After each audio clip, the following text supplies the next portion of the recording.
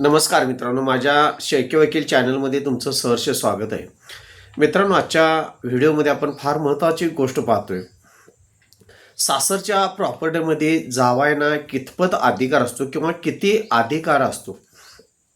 सदरचं जे सायटेशन आहे ते उच्च न्यायालयाचं सायटेशन आहे.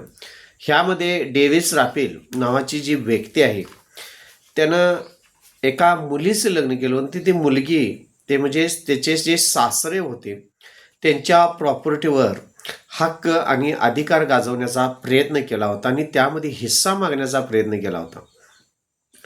परंतु जे डेव्हिस राफेल आहेत त्यांचे सासू सासरे यांना जी प्रॉपर्टी मिळाली होती ते एका चर्चकडून मिळालेली होती आणि एकुलती एक मुलगी त्यांना होती, ती म्हणजे डेव्हिस राफेल यांची पत्नी. त्यावेळी डेव्हिड राफेल यांनी कोर्टामध्ये दावा दाखल केलेला होता. त्यामध्ये असं म्हणणं दिलं होतं की सासू सासऱ्यांना एकुलती एक मुलगी आहे, तिचा पती मी आहे आणि मी त्या कुटुंबाचा एक सदस्य आहे. अशा पद्धतीनं डेव्हिस राफेल यांनी आपलं म्हणणं मेहरबान कोर्टामध्ये दिलं होतं आणि डेव्हिस राफेल यांच्या सासू सासऱ्यानं महत्त्वाची गोष्ट म्हणजे जी आम्हाला मिळालेली जी प्रॉपर्टी आहे त्यामध्ये मुलीचा किंवा जावयाचा कोणत्याही प्रकारचा हक्क आणि अधिकार नाही आणि त्याचप्रमाणे आमच्या प्रॉपर्टीमध्ये जे आम्ही शांततेने सुखी समाधानाने राहत आहोत त्याबद्दल कोणत्याही प्रकारचा त्रास होऊ नये किंवा आमच्या प्रॉपर्टीच्या विल्हेवाटाबाबत कोणताही निर्णय घेऊ नये म्हणून डेव्हिस राफेल यांच्या विरोधात सासू सासऱ्यांनी मनाई मागितली होती आणि ट्रायल कोर्टानं सदरच्या मनाईचा अर्ज हा मंजूर केला होता.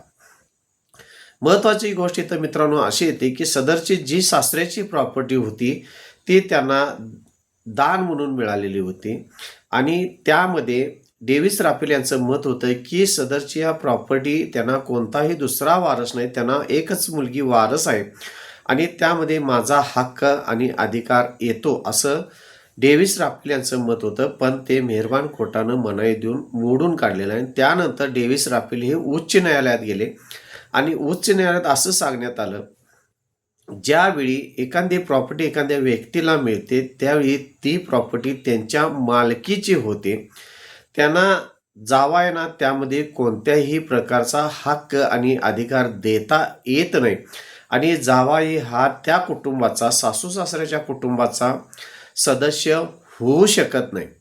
अशा पद्धतीनं ह्या सायटेशनमध्ये जावायचाही कोणत्याही प्रकारचा हक्क आणि अधिकार सासू सासऱ्यांच्या प्रॉपर्टीमध्ये दिसून येणार नाही.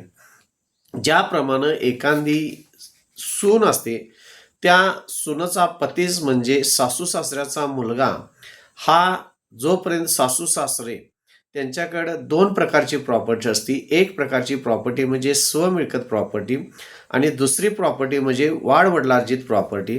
वाडवडिलार्जित प्रॉपर्टीमध्ये मुलाचा हिस्सा येतो, सुनेचा हिस्सा येत नाही. ज्यावेळी स्वकमाईची प्रॉपर्टी असते त्यावेळी सदर प्रॉपर्टीमध्ये मुलाचा सुद्धा हिस्सा कोणत्याही प्रकारे येत नाही. स्वकमाईतील प्रॉपर्टी हे आईवडील किंवा सासू सासरे सुनेचे हे स्वतःच्या मर्जीप्रमाणे बक्षीस गहाण किंवा मृत्यूपत्रानं दुसऱ्याला देऊ शकतात किंवा त्यांच्या मर्जीप्रमाणे विक्री करू शकतात. सदर घटनेमध्ये असं सांगण्यात आलेलं आहे, समजा पती आणि सासू सासरे जर वारले आणि तेही मृत्यूपत्र न करता जर वारले तर सदरची संपूर्ण प्रॉपर्टी ही सुनेला मिळत असते. त्या सुनेचा त्याच्यावर हक्क आणि अधिकार येत असतो.